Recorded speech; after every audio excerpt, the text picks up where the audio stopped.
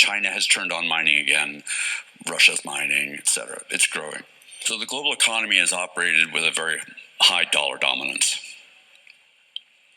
With the current level of U.S. debt, the previous weaponization of the dollar, the global economy is very scared of dollars, right? The international sovereigns have decreased their buying of U.S. debt. The sixth largest buyer of treasury bills today is a stablecoin company called Tether. And the U.S. government is very scared of the world going away from the dollar. And so they want to ensure dollar dominance soon. President Trump said he wants the BRICS countries not to abandon the dollar, right? So if countries are moving to own lots of Bitcoin and trade in Bitcoin, the U.S. has to have a lot of Bitcoin, and they have to hold a lot of hash rate, because Bitcoin mining, I think, is this big misnomer. We should really rename it. It's called Bitcoin transaction processing and Bitcoin network security. Two different functions, right? Because if the rest of the globe has 80% of the global hash rate, well, people transacting in the U.S.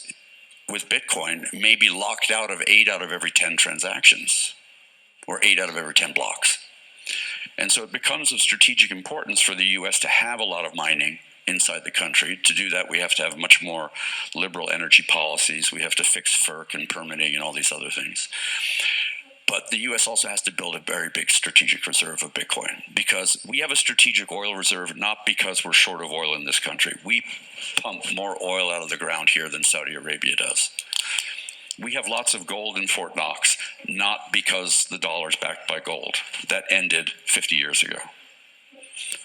We have gold in Fort Knox, so if there's an attack on the dollar, the U.S. government has a way to defend the dollar. And it's not something they talk about a lot. We have a strategic petroleum reserve so the government can control the price of oil domestically, which is what President Biden did not too long ago. So we need a strategic Bitcoin reserve. Other countries know we know that. They know it, and they're starting to buy. And even countries where before there was belief that Bitcoin is this bad thing are waking up to the fact that they need to hold some Bitcoin to make sure that they're not left out of this game, because the U.S. government's intention is to inflate away the debt. And by that, I don't mean let inflation run rampant. They want the dollar to devalue.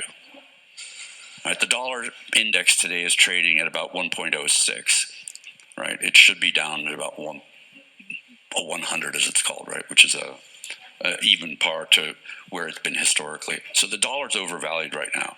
If you devalue the dollar, how do you do that? Some of you may have heard that the Trump administration has talked about creating a sovereign wealth fund. What happens when you take lots of dollars, sell them to buy other currencies to go buy and invest in other countries? The price of the dollar goes down. What currency is our debt denominated in? Dollars. How do you get the debt to go down? You make dollars less valuable in the world. Those of you who earn W-2 income, those of you who do not hold real assets, those of you who do not hold Bitcoin are the ones who will suffer from that. And other countries understand that.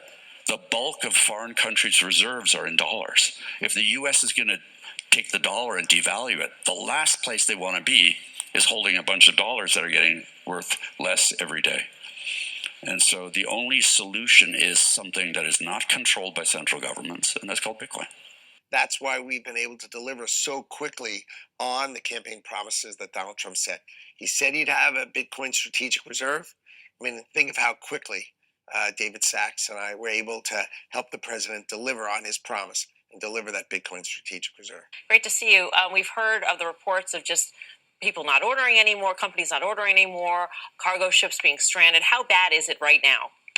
Well, it's about to get much, much worse. So certainly it's true that companies have canceled orders.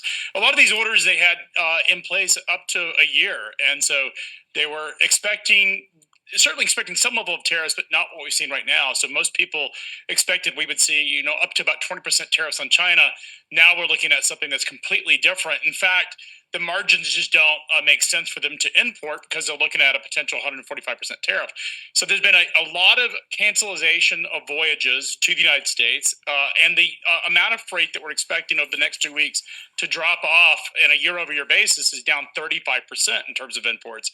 And this is going to show up in the domestic economy pretty soon. We're about anywhere from 2 to 4 weeks out of seeing the trucking industry lose an enormous amount of its volume, probably around 6% of total trucking volume around the United States is actually going to drop off simply because we don't have the import activity happening. And then, of course, there's the ports. And then you're freight wave, so you're focused on sort of the cargo aspect of it. But then, of course, the ripple effect is into the stores, into the businesses where there will be layoffs as well. Yeah, there's 500,000 people that work in logistics in Southern California alone. There's 9 million people that work across the country in logistics. And all of these jobs are going to be impacted in some way by the slowdown in import activity. And so we're expecting there to be mass layoffs in the logistics industry. And also, as Apollo reported, this is going to show up and impact retailers. Retailers are simply not taking inventory of products that they have pre-ordered, and they're certainly not ordering new products. And we will see inventory stock out sometime in late summer, probably as early as late June, but certainly in July and August. And I think most consumers will notice it when they go to purchase their back to school item. That's the term CEOs are using when they talk about getting costs down to offset the impact of tariffs. Mitigation efforts usually mean taking supply chain costs out, but they also mean laying people off. But companies aren't too eager to fire lots of people because they might not be able to get them back when things improve. Welcome to the Crypto Teacher, and you know I come back with that video just to make you think. Don't forget to like and subscribe to the channel. And make sure you're joining the Patrons. If you're not a part of the Patrons, make sure you're hitting the Cash App. And also, guys, make sure you go like and follow the TikTok. More videos to come. And we have Fred Thiel says that China is back mining. And I don't think they ever stop. And no one knows how much Bitcoin China really has. Remember, they led in the hash rate for a long time. And Fred Thiel talking about countries turning away from the dollar. And we clearly see central banks buying up gold. And guys, I've told you time and time what the plan was. They want to devalue the dollar. Now you're hearing it from the horse's mouth.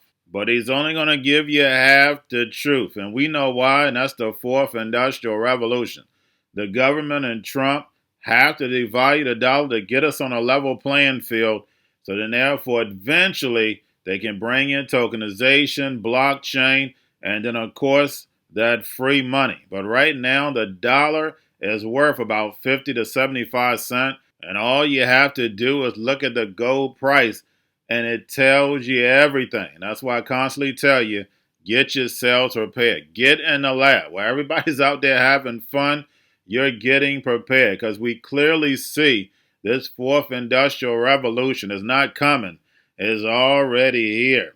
And then, of course, we had Lucknick on Trump's strategic reserve.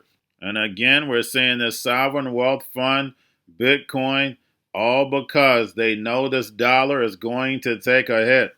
And that's going to enable them to bring in the machines. And remember, the Crypto Teacher tells you. And we have a lot of freight orders are being stopped or delayed. Also, guys, because of that, we know the layoffs are going to pick up just like Jim Cramer has stated. And if you're part of the Patreon, I warned you last year, all the layoffs that were set up for this year, and we're not even talking about tariffs. So the back half of this year is definitely going to get bad. But remember, the corporations are not going to take a hit, because the only thing they're doing is going to bring in all this technology, run the economy without a human involved. And we have Trump tariffs to redo the supply chain, which we know is going to bring in tokenization and blockchain. Remember, guys, this is a plan that moves in phases. It doesn't happen overnight. But they have to break up every part of the legacy market in order to bring in the technology without the sheep even knowing. If the sheep knew, then they can take advantage of it like we're doing. They can get ahead of it. That's what you want to do. You always want to be on the right side of history. And a lot of this comes from age. I've seen it before, so I know what's going to happen in the future. But what have we learned from the past? What did we learn from history?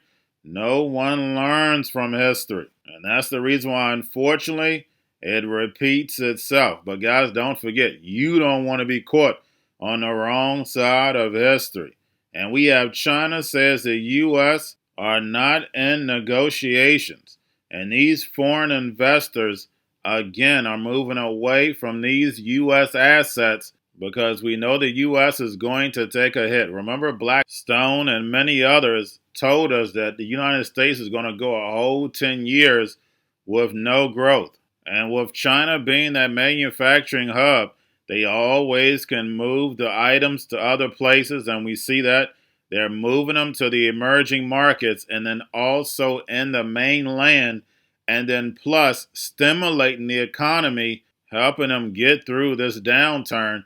But we don't see the same inside the United States, and we know that's for a reason. The United States is the last free nation.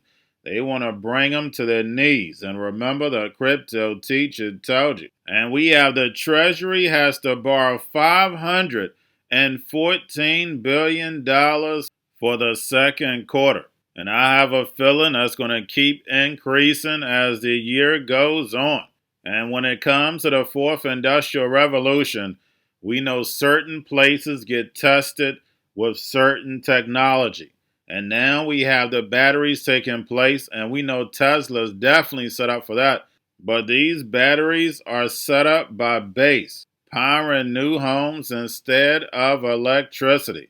So we clearly know all these data centers, all the energy that they're going to take up, they want us off the grid, and they want us using the new technology. And I told you this a long time ago, the same thing with the satellites, instead of us using the towers. This is a plan that moves in phases. Problem, reaction, solution, and the Hegelian dialectic and divide and conquer works every time. Because while the sheep sleep, the NWO builds. And remember, the crypto teacher told you. Because he knows, when it comes to the NWO, it's all planned out. You have a wonderful day. Speaking of, or at least the plans to remake the global supply chain, are already underway on the Trump tariff front. We saw a report last week that Apple will be shifting iPhone assembly to India for U.S. phones, but our next guest insists that will be the exception and not the rule, saying most companies don't have the balance sheet to pull off that, so what do they do? It's super challenging, and it's super challenging because, supply chains have some element of longevity. So just because if tariffs were to be completely renounced tomorrow, the damage has already been done to a certain extent over the last 6 or 8 weeks. And what does that mean? It means, already this morning, I've read numerous reports about the port of Long Beach, which is substantial for imports coming into the US. It's going to be down something like 33% in May.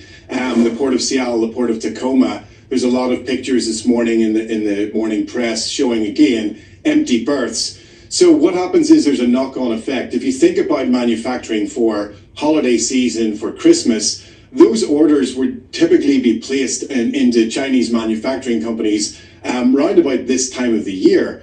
And so if those orders are not being placed because people are a little bit wary of tariffs, what does that mean? Well, it creates yet another bottleneck. So even if the tariffs are to be renounced or even if they're pulled back, those orders are already late now to be placed. And so that creates yet another bottleneck in the supply chain. So what we see is knock-on effects that will happen throughout the rest of this year, and it will be a challenge for supply chain practitioners to overcome them. And are we going to see some, some challenges in terms of moving global trade? Yes, we are, but supply chains are built a little bit to deal with these problems. And so we're going to see hopefully some creativity and some innovation happening through technology, at least in the next 6 months. I had a phone call recently.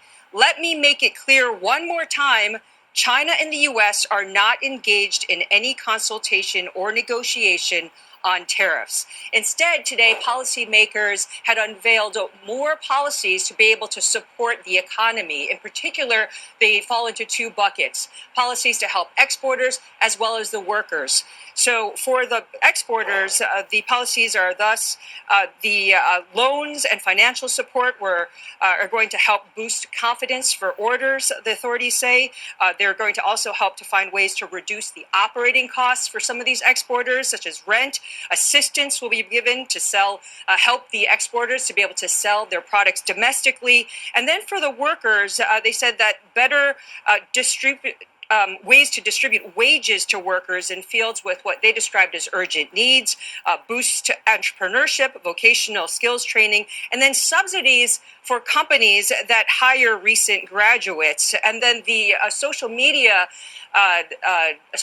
account that's linked to CCTV had said that these policies and economic stems would be implemented by the end of June, and that probably would be welcome for many in the export sector, given that Goldman Sachs has already estimated that U.S. tariffs could risk 16 million export jobs in China.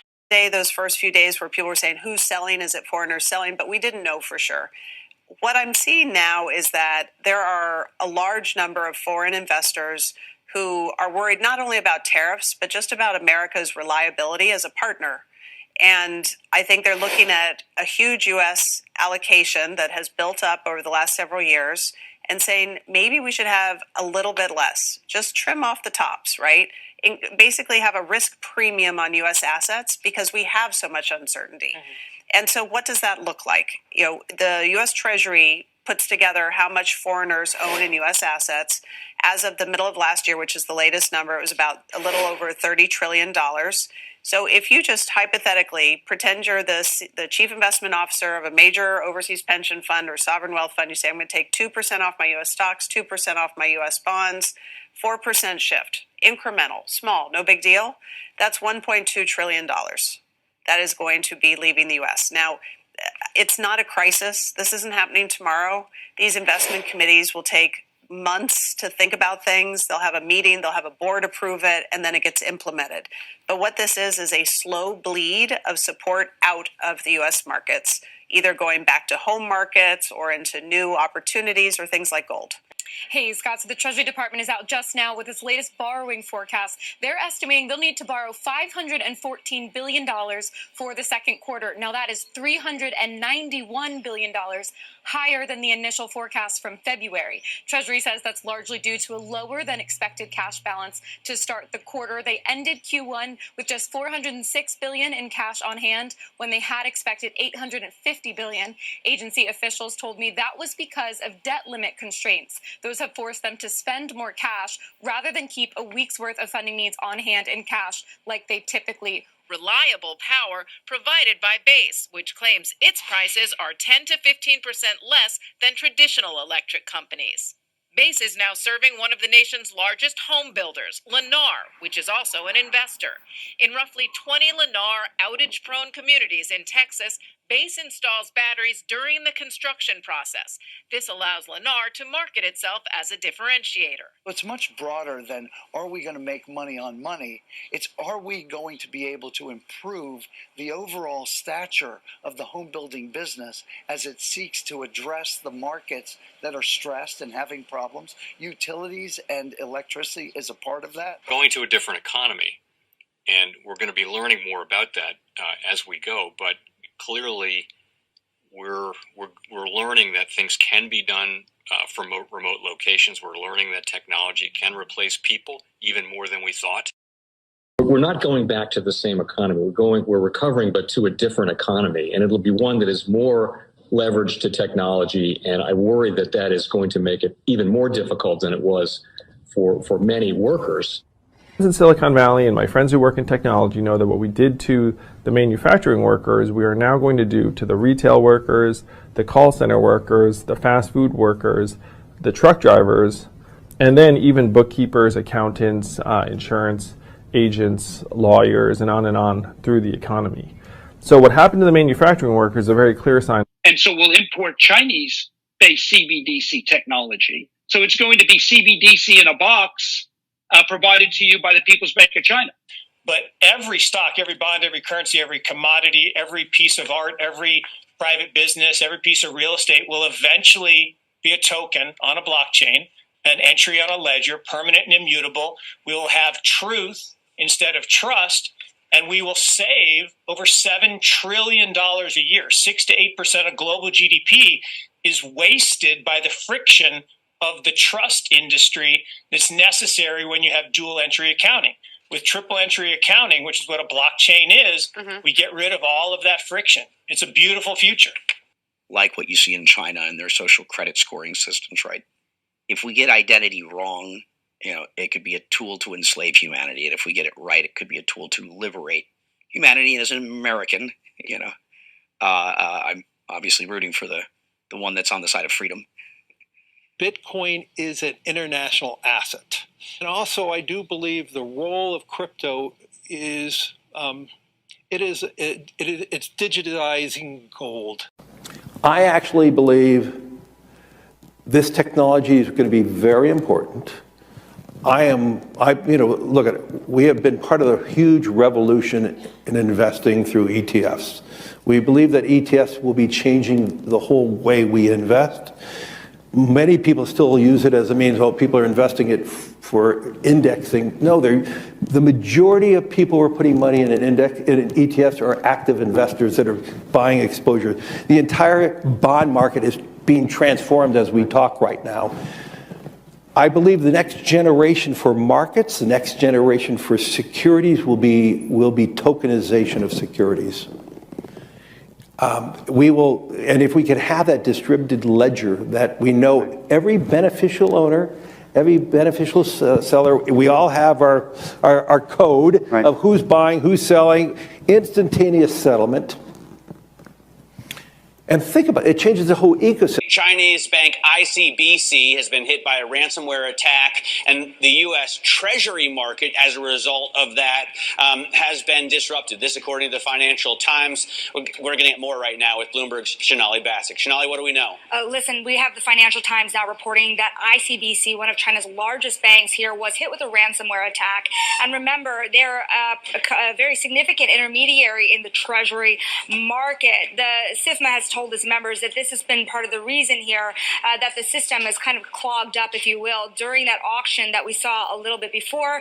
The attack had prevented ICBC, according to the Financial Times, from settling Treasury trades on behalf of other market participants. A large executive at a major bank also telling the paper that such a large party on the fixed income clearing corp creates major concerns, potentially impacting the liquidity of Treasury markets. Now, it was not just a poor auction. It was absolutely lousy, and when the dealers have to step in to save a treasury auction, that's a rare occurrence. And Cryptoteacher and the New World Order book, plus the 3 Kids books. It's time to re-educate. Also, new to cryptos, Coinbase, Bitrue, Binance. Do not forget book links and crypto links are in the description. The stock channel, guys. Don't forget to go like, subscribe, spread everywhere.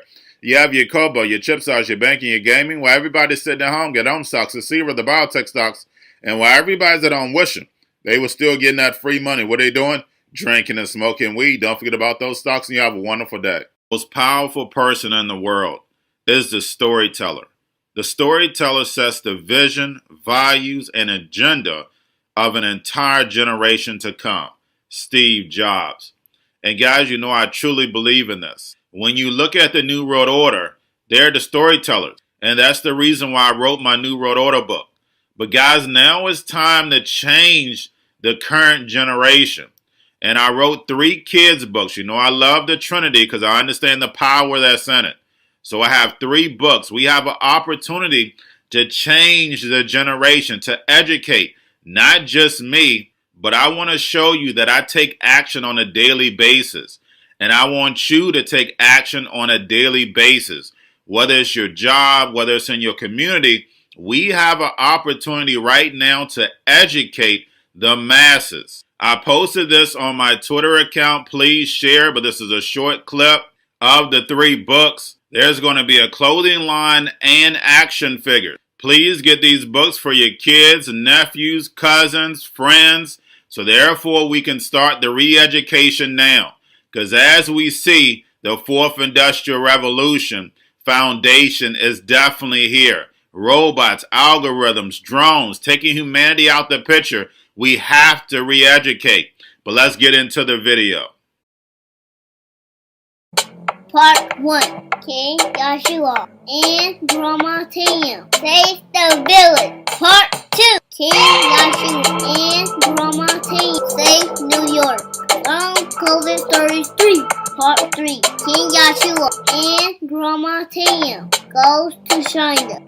It's mandatory to get part 1, part 2, and part 3 of this series. It's time to re-educate Generation Z.